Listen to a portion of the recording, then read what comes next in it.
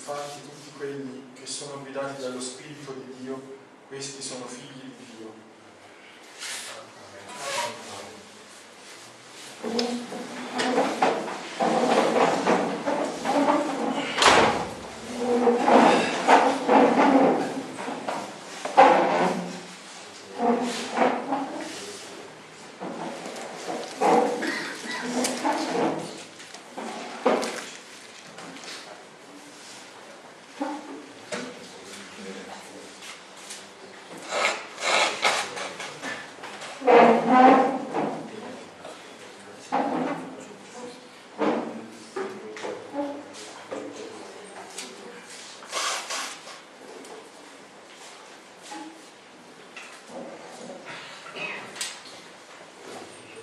Siete svegli? No, sembra di no. Siete svegli? Sì. Come vi sentite stamattina? Come vi siete svegliati stamattina? Come vi siete svegliati? Male. No, poi stanza più strano. Qualcosa non è cambiato stamattina? Niente è cambiato stamattina. Niente. Chi dice di sì? Pensa. Un altro. Chi dice di sì? Cos'è cambiato stamattina? Cos'è nato in voi stamattina? Cos'è nato in voi? Quando vi siete svegliati? Non avete pensato a Gesù, a qualcos'altro, alla mamma? Cos'è? Il papà, fidanzato, qualcuno? Niente, non avete pensato a niente. Anche era quello che pensava. Vabbè, faccio io. Cosa hai pensato stamattina, Alessandro? Per tornare a letto.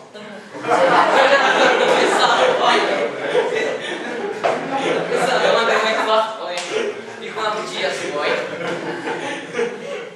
Dico una bugia, vieni. No, nessun sentimento è nato. Cosa è successo ieri sera? L'amore dei fratelli. Cosa è successo ieri sera? Abbiamo fatto un'adorazione, cosa è successo? Cosa c'è qua? Qua? Ci siete voi qua, eh? Le paure, no? Lo volete ancora? Lo volete ancora? No. Sicuri? Brucia. Chi lo vuole posso dare ancora? Chi lo vuole ancora dietro? Quanto mi dai? Nessuno lo vuole? Beh, sono sempre qua, li metto qua davanti. Oggi vi parlerò del progetto di Dio su di noi. Abbiamo meditato stamattina a Geremia 29, 11-13. E lo leggo.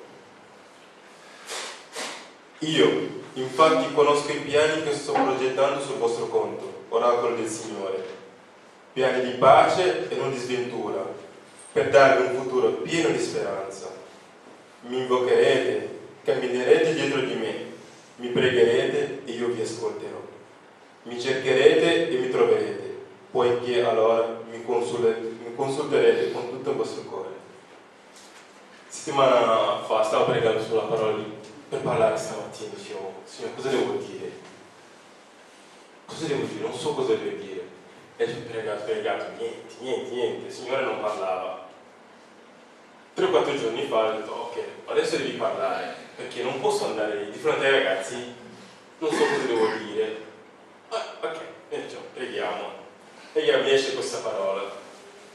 Aia. Perché? Perché aia? Che in questi momenti sto passando un tempo della mia vita in cui sto cercando di progettare la mia vita. Con Dio o con me stesso? C'è questa discussione con Dio. Stiamo vedendo come stiamo progettando la mia vita. Vero, sto facendo studi, magari quasi tutti di voi. E sto cercando di capire cosa devo fare io, cosa dà senso alla mia vita. Perché non voglio fare io come tutti voi nella mia vita. Non voglio fare una cosa e dico, è troppo tardi ora. Potevo fare questo, potevo fare altro. Sono giovane come voi. Quindi è ora che devo cercare di vedere dove posso andare, qual è la strada giusta per me. E questa catechesi oggi è una sfida per me, perché, come dice prima la parola, devo dire le meraviglie che ho visto, quello che ho vissuto. E preparandolo, cercando di preparare la preghiera, il Signore non parlava, io so parlare del Signore, devo almeno scrivere 2 righe, almeno per indirizzarmi cosa devo fare, cosa devo dire, ma niente. Però il Signore mi ha detto, devi parlare di esperienze di vita, la tua esperienza di vita con me. Nel progetto che io e te, fin da quando avevo 16 anni, che ora non sono stati 10 anni più, sono un po' vecchio ora, diciamolo. Da 10 anni, com'è stato il cammino, il progetto di vita con me? Il Signore dice, io infatti conosco i piani che sto progettando sul vostro conto, conosco i piani che sto progettando sulla tua vita. Se Dio, io mi sono posto questa domanda, se Dio è il mio creatore, se io sono la sua creatura, ha un progetto per me. Essendo il mio creatore non mi ha creato per dire, Angelo, buttati nel mondo e fai quello che vuoi. Ha un progetto per me. E qual è questo progetto? Nel titolo diciamo un progetto d'amore. Perché amore? Cos'è l'amore? È Dio, diciamo. Cosa rimane alla fine? L'amore. E mi è uscito questa luce. Se io aderisco al progetto di Dio, io vivo in eterno. Ovvero perché c'è un amore dentro e l'amore di Dio rimane per sempre. E Signore, quando avevo 16 anni, nella mia prima esperienza di rinnovamento, subito mi sono trovato, perché subito ho fatto esperienze dell'amore di Dio nella mia vita. Vi voglio raccontare un episodio della mia vita. Io sono nato che non ho conosciuto mio padre, quindi essendo ragazzo hai bisogno di vedere una figura paterna nella tua vita. E non avevo questa figura paterna. E la cercavo, non lo trovavo. Un giorno, il primo giorno al catechismo, la maestra mi ci dice: Dio è vostro padre. Wow, per me è stata la scoperta.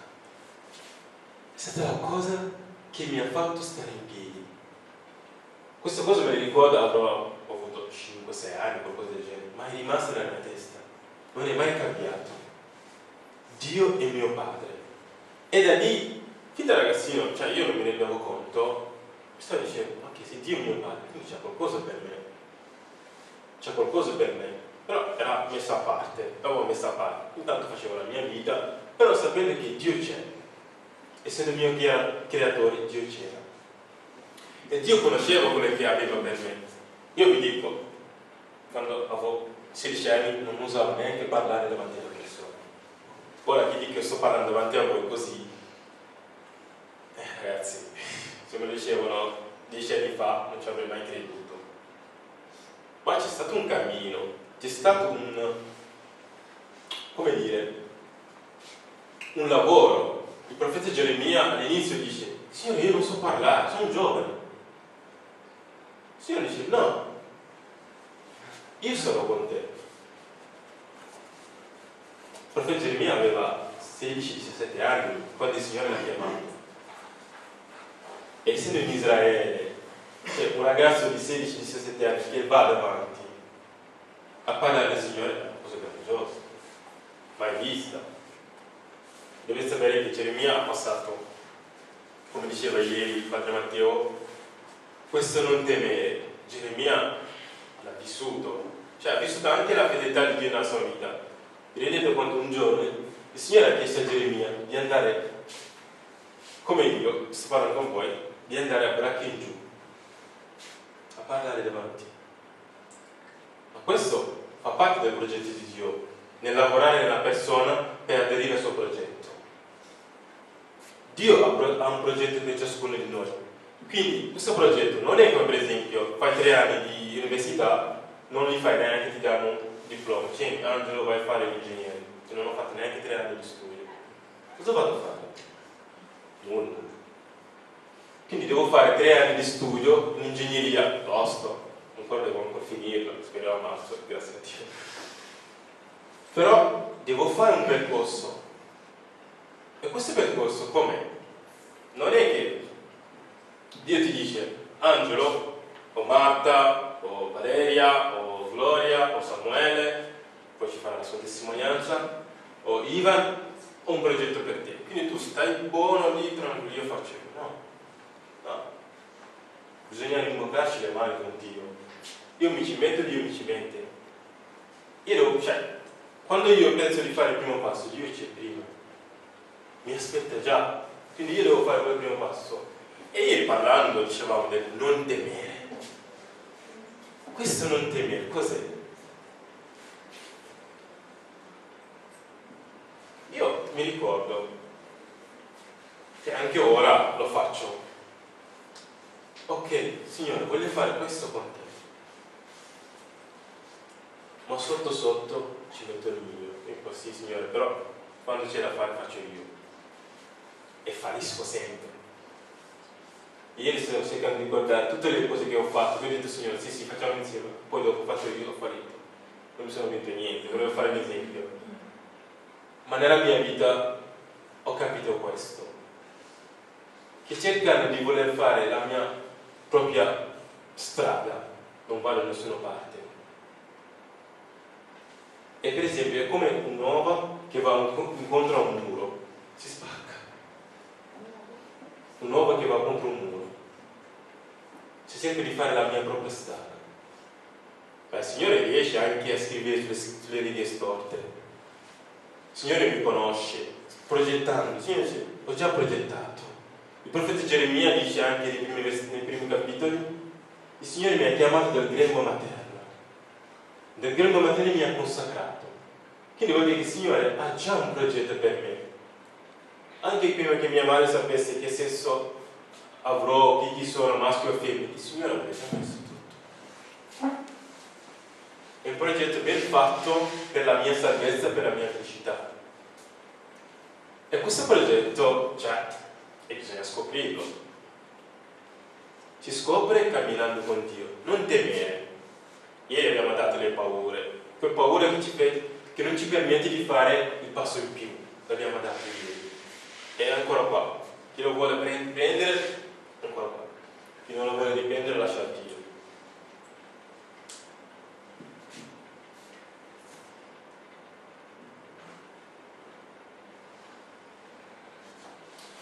Piani di pace e non di sventura, per dare un futuro pieno di speranza.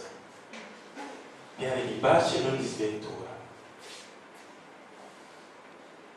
Non lo commento. Ve lo lascio pensare questo. Piani di pace e non di sventura.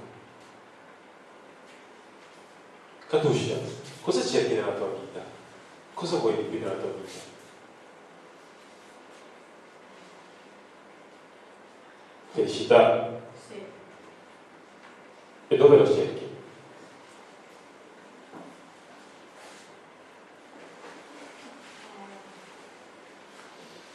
Nella famiglia, nelle amicizie.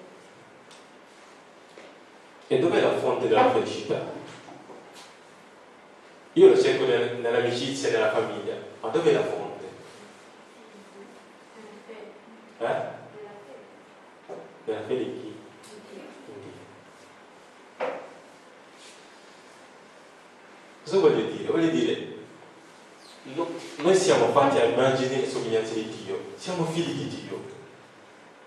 Non dobbiamo accontentarci delle mezzi pani, dobbiamo accontentarci di cose grandi, andare alla fonte, prendere la fonte. Se Dio mi dice ho un piano di pace, non di sventura, per un futuro pieno di speranza, un futuro certo. Cos'è questo futuro certo? Cos'è? Tanti soldi, una bella macchina, una villa, una casa vicino al mare. No? Cos'è Paolo?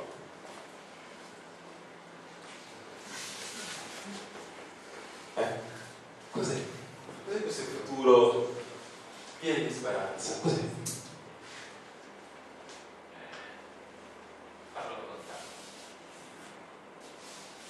Fa la volontà di Dio.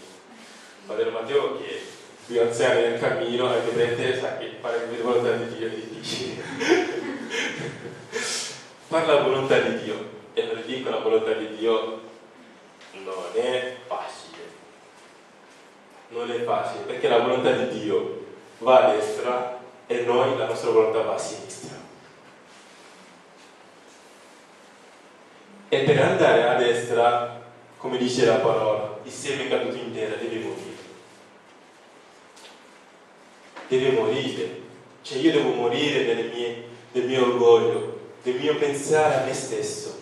Deve morire. Per aderire a questo progetto di Dio, io devo morire. Cristo ci ha fatto vedere l'esempio dell'aderire al progetto di Dio. Morte e risorta. Cioè io non muoio per rimanere morto, no. Devo risorgere e io risorgo. E lì si adempie il progetto di Dio nella mia vita. Progetto pieno di speranza e di certezze. Non devo più temere, non ho più niente da temere. Se vado in giro e sento i ragazzi, no, io non so cosa fare nella mia vita. E tu che sei cristiano, che vuoi aderire al progetto di Dio, tu gli dici, neanche io so cosa fare nella mia vita. Cosa stai dando? Niente, non stai dando un futuro certo di speranza. Non stai dicendo a quel ragazzo, tuo amico, tua amica, guarda che Dio ha un progetto per te. Cos'è questo progetto che Dio ha per me? E tu gli spieghi, guarda, la mia vita è fatta così. Io trovo felicità in fare la volontà di Dio, come dice il Salmo. Cos'è questa volontà? Non è che Dio che parli dalla Paolo, devi andare oggi al mercato, prendere due cose e poi fare. No. E la cosa più importante, che è la cosa anche più importante che non facciamo, è la preghiera. Il sapere stare con Dio. Dio, per farmi vedere il mio progetto, non lo dirà Emiliano. No, cosa c'entra Emiliano? Magari quel progetto fa parte, può essere anche qualcosa di salvezza che passa attraverso Emiliano, ma non lo dirà a lui. Lo dirà a me. A me deve dire, quindi aderire a questo progetto è me. Tutto dipende da me. Stare con Gesù vuol dire stare alla sua presenza, ascoltare. Ieri abbiamo cominciato con un momento di silenzio e c'era il profeta Isaia che era disperato perché si stavano cercando di ammazzarlo per il fatto che parlava, diceva la parola di Dio. E il re, non mi ricordo quale, cercava di ammazzarlo. E lui si è andato a rifugiare nelle montagne. E c'era tutto questo rumore, bum bum bum. Il Signore non c'era. Il Signore non c'è lì, nel caos. Il Signore non c'è. Dove vogliamo cercare il Signore? Nei piaceri della vita? Non lo troveremo. Nei nostri desideri? Non lo troveremo. In quello che ci propone il mondo? Non lo troveremo. Il Signore si fa trovare nel prezzo del cielo, nel sussurro. E ieri abbiamo cominciato la relazione con questo silenzio, che è Dio che parla. Nell'adorazione è Dio che mi parla, io ascolto, Dio mi parla.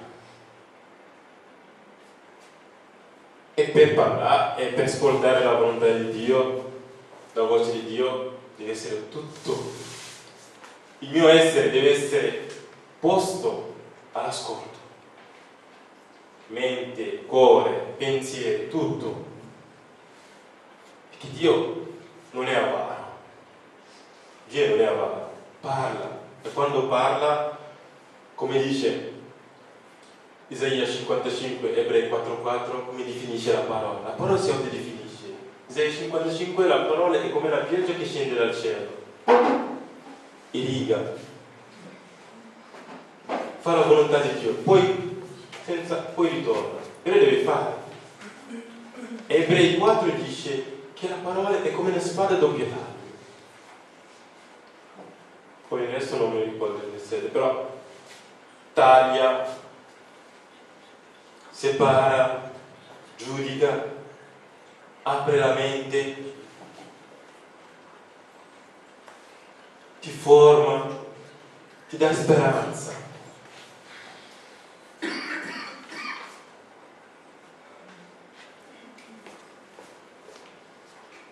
Mi invocherete, camminerete dietro di me, mi pregherete e io vi ascolterò, mi cercherete e mi troverete, poiché allora mi consulterete con tutto il vostro cuore.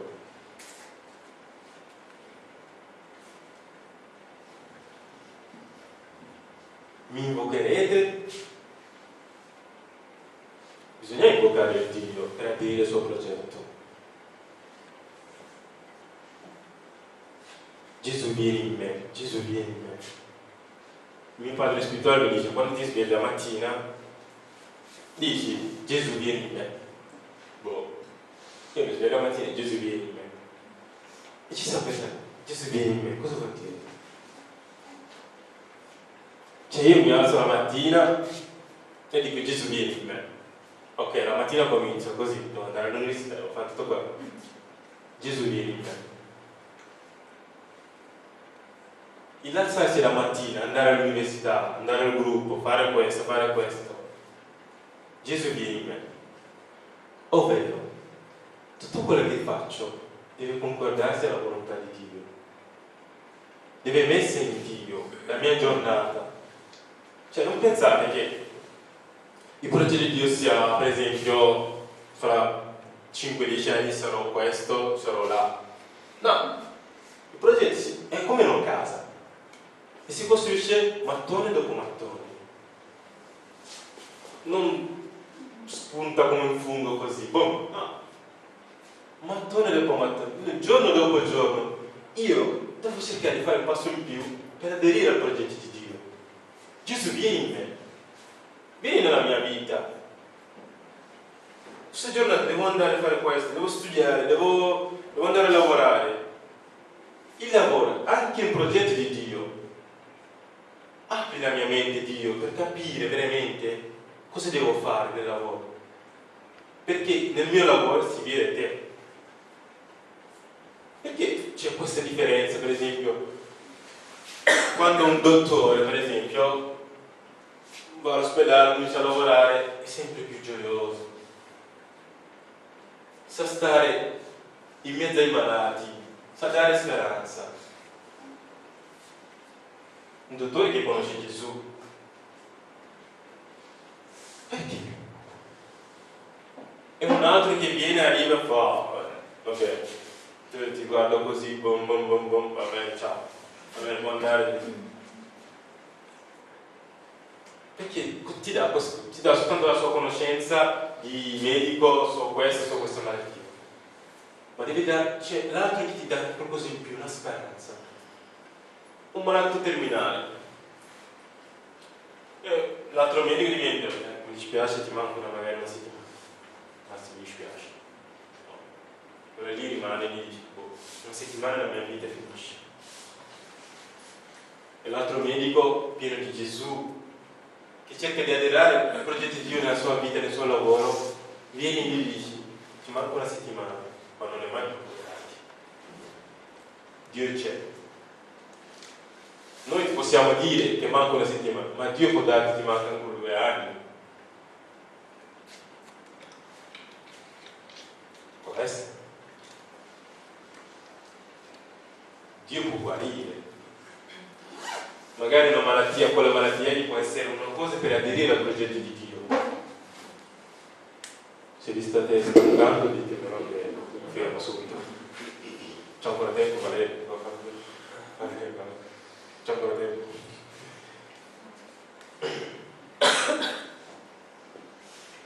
Camminerete dietro di me. Come diceva prima, camminerete dietro di me. Camminare con Dio, stare con Dio è importante per aderire al progetto. Per non avere più paura di fronte a ogni difficoltà. Non pensate che le difficoltà sono per esempio uno, poi basta, non ci saranno più. No! difficoltà, così lo sorpasso, un altro così, un altro così, ancora, ma da sorpassare, perché Dio come me. Più vado avanti e più voglio cercare i progetti nella mia vita, più difficoltà ci saranno. Non ve lo nascondo, non è pane marmellata così, buono, no. Chi ve lo dice, mente. È difficile, ragazzi, difficilissimo aderire al progetto di Dio, ma è la cosa più bella che c'è al mondo. La cosa più bella che c'è al mondo è aderire al progetto di Dio, e non è facile. Uno, siamo umanamente peccatori. Secondo, è la cosa che a me fa più male, nel senso che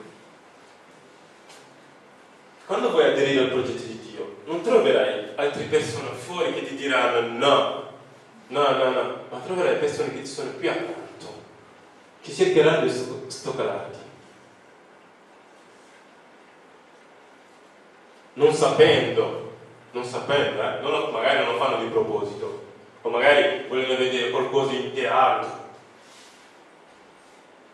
ma non vedono il progetto di Dio su di te. Ma se tu capisci, cominci a capire il progetto di Dio su di te, dovrai andare avanti e troverai difficoltà dalle altre persone che ti sono soprattutto accanto, che ti metteranno in basso dalle loro. Abbiamo visto la testimonianza delle vite dei santi, i santi che dicevano, magari mi viene Padre Pio, dicevo non so quanto tempo è rimasto senza cioè non ha messo proprio chiuso,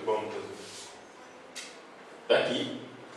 Cioè è arrivato dai suoi capi, però Dio aveva un altro progetto, ma è stato un castigo, diciamo così, per aderire al progetto di Dio.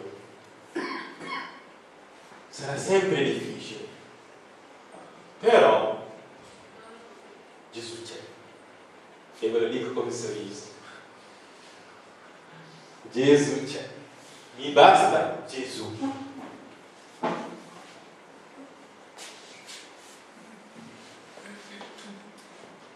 Mi pregherete e io vi ascolterò, mi cercherete e mi troverete, poiché allora mi consulterete con tutto il vostro cuore.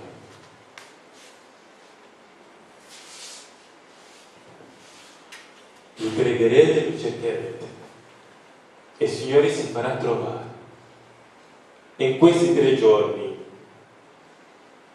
dobbiamo trovare il Signore. Non possiamo tornare a casa come eravamo prima, non possiamo tornare a casa come per dire ma sì, siamo stati 3 giorni ma la tenuta preghiera, ma così, ma no, basta questo. In Liguria così io sono non so i toscani come sono.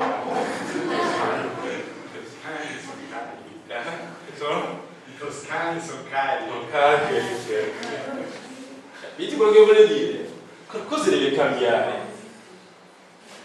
Non va bene che noi andiamo sempre con lo stesso atteggiamento di uno che non è sicuro. Come va la vita? Ma può andare bene. Come va? Ma così. Deve essere una cosa sicura. Gesù è risolto, sicuro. La vita come va? Benissimo. Ma c'è questo, gloria a Dio. Sempre nel sorriso. Il Signore pensa, cosa ne faccia dei lamentoni, cristiani che si lamentano, ma Signore, ma prega, ma Signore, questo non va bene, Signore. Cosa ne fa il Signore di questi?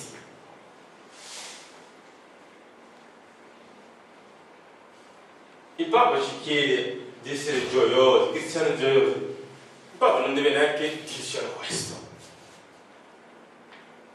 Deve essere proprio in noi, nella nostra natura, di essere gioiosi. La vita è una. E chi può dirvi, io sono la vita, io vi posso dare la vita? Chi? A parte Gesù. Girate il mondo, fate tutto quello che volete. Nessuno vi dirà, io sono la vita.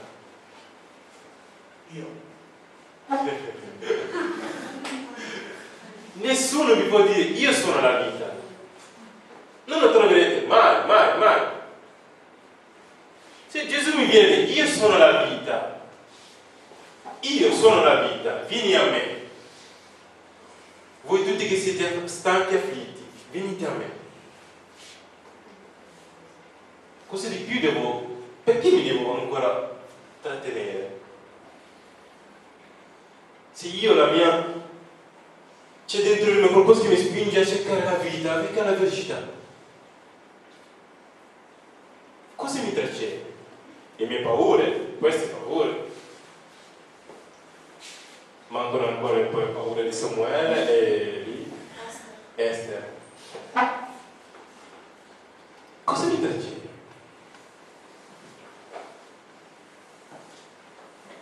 Devo sempre rimanere seduto come sono ora, seduto, bello, bene.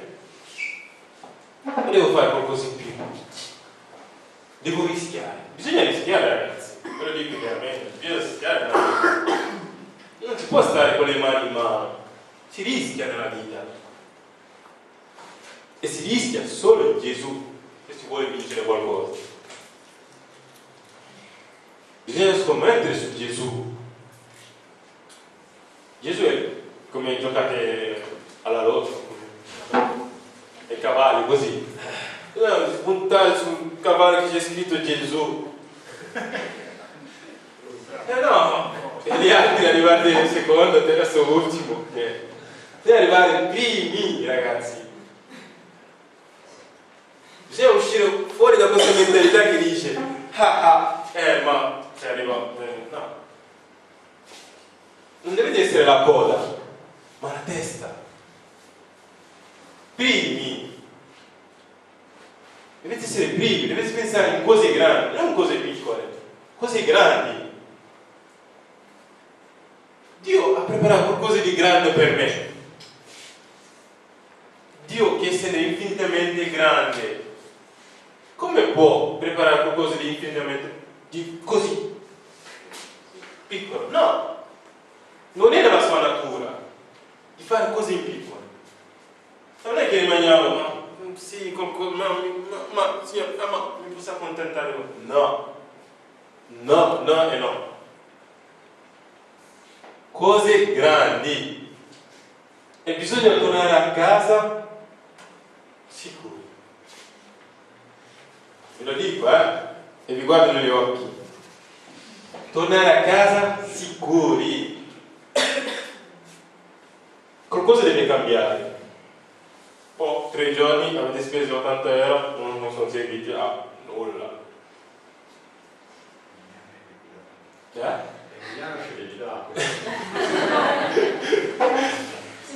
E noi abbiamo speso il nostro tempo, siamo venuti qua quando 2 mesi fa, abbiamo speso tutta la nostra giornata per niente, ci siamo sacrificati per niente. No, qualcosa deve cambiare. Io oggi devo decidere, oggi è il momento, come dice la parola. Oggi io devo decidere o sì o no, non c'è via di mezzo. Non facciamolo, non c'è via di mezzo. O sì o no. Come dice la parola, vi ho posto davanti il bene e il male. Se scegliete il bene vivrete, se scegliete il male non vivrete. Aspetta a voi, come diceva ieri Padre Matteo sulla libertà. Dove sta la mia libertà? Dio mi ha dato la libertà. E questa libertà si compie scegliendo solo il bene. E il bene produce amore, gioia, pace, tutto quanto. Ma oggi devo decidere. Devo decidere di scegliere Dio. Io devo ringraziare il Signore. Devo ringraziare il Signore per tutto quello che ha fatto nella mia vita. E ancora vi dico che sto ogni giorno, la domanda è: Dio, cos'hai su di me? Cos'hai su di me, Dio? Lo voglio scoprire. Cos'hai Dio su di me? c'è Dio mio Padre. E su questo sono sicuro che Dio mio Padre dice la parola di Dio. E la parola di Dio non mente. C'è Dio mio Padre. Ha un progetto per me, ha qualcosa per me, c'è un'eredità per me, coeredi di Cristo, come dice la parola, coeredi di Dio Padre, eredi di Cristo, scusate, coeredi di Cristo, con Cristo, eredi di Dio Padre. Quindi ora Flavio ci puoi per in musica.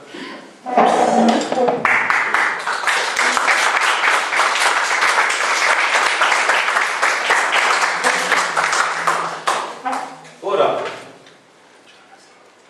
ci faremo un momento di preghiera in cui io mi pongo davanti a Dio. Se Dio mi dice io conosco i progetti che ho per te, oggi Signore cominciamo a parlare di questi progetti, ci mettiamo a tavola, mettiamoci a tavola io e te Gesù e parliamo. Non vi piacerà magari il progetto, ma sarà la vostra felicità. Oggi voglio dire sì, Signore, sì, ci stiamo a tavola, parliamo. Oggi, ora, bisogna decidere ora. Non ci devo pensare, ma no. Ora bisogna pensare.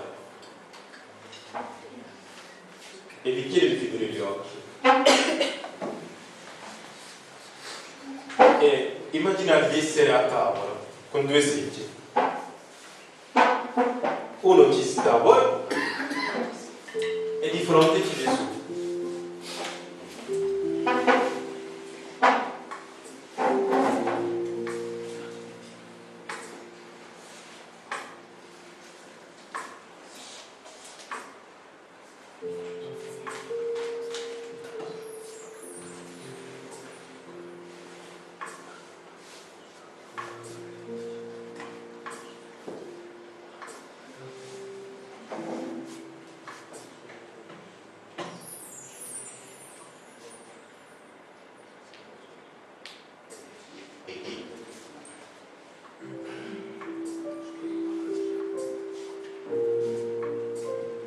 E in questo tavolo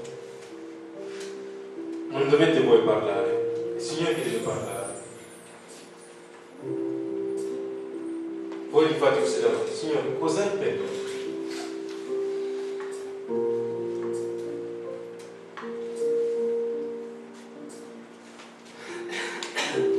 E ponete tutto il vostro essere in ascolto.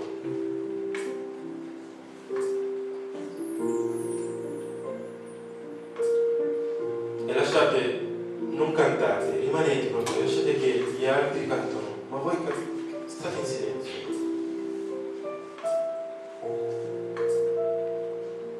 Se vi viene altri pensieri, tutto quanto, cercate di mettervi a parte, di dire: Gesù, voglio ascoltarti, oggi soltanto voglio ascoltare solo te. Cos'hai per me?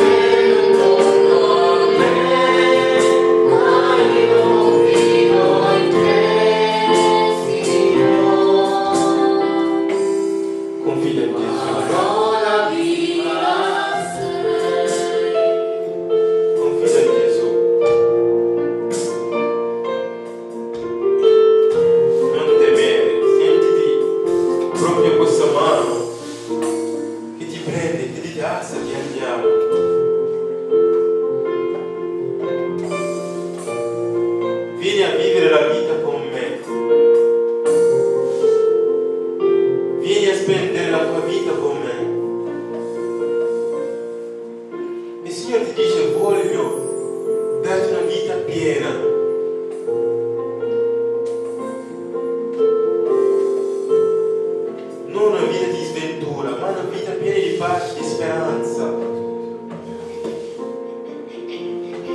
Voglio fare di te un'opera meravigliosa. Voglio fare di te una meraviglia. Il progetto che ho per te è immenso, è grande. Vieni con me e fidati della mia parola. Il Signore è un Dio che non delude mai, non delude mai. E oggi ciascuno di noi deve decidersi, devi decidere di camminare con Gesù.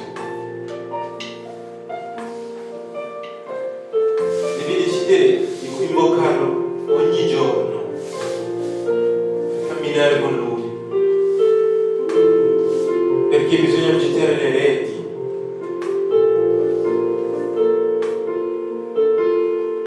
Il Signore c'è, sulla tua parola, Signore, getterò le reti.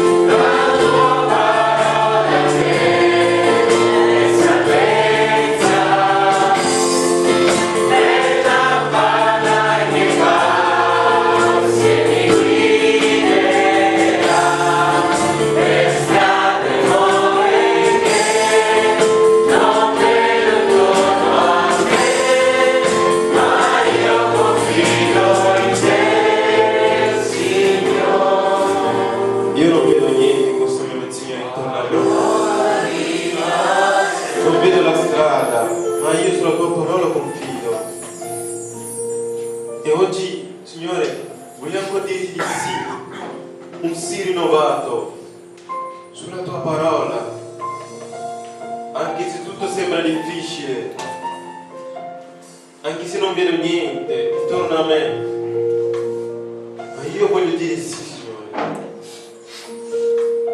sulla tua parola, Signore, che dice, Signore, tu conosci tutto, che tu hai già un progetto per me, un progetto di pace, di speranza. Io dico sì, Signore.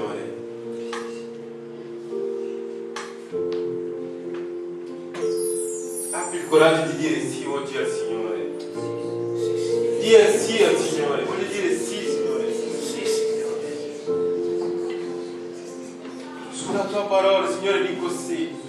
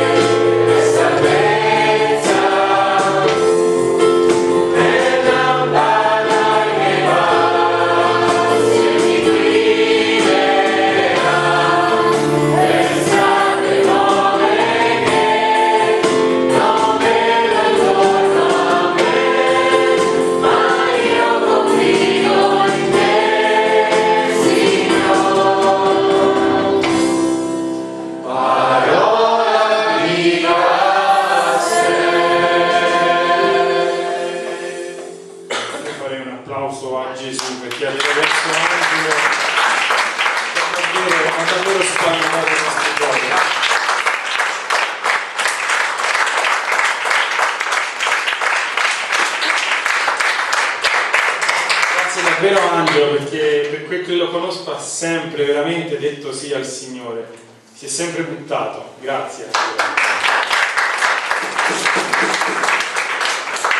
Allora facciamo 10 minuti per un caffè, ci rivediamo, facciamo 10 minuti per un caffè, ci rivediamo alle 12:20 qui dentro.